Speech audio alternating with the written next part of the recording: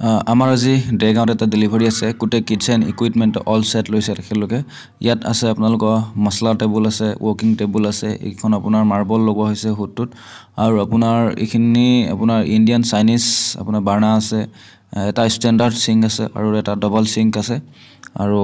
এটা তন্দুৰ আছে এনেকৈ ধৰণৰ কিছুমান আইটেম তেখেতলোকে লৈছে আৰু গোটেই আপোনাৰ ডাক বনাব লাগিব এনেকৈ গোটেই বস্তুখিনি তেখেতলোকে আমাৰ ইয়াৰ পৰা আমাক অৰ্ডাৰটো দি পেলাই লৈছে গতিকে যদি কোনোবা আপোনালোকে অৰ্ডাৰ দিম বুলি ভাবিছে এনেকুৱা ধৰণৰ কিটচেন ইকুইপমেণ্টৰ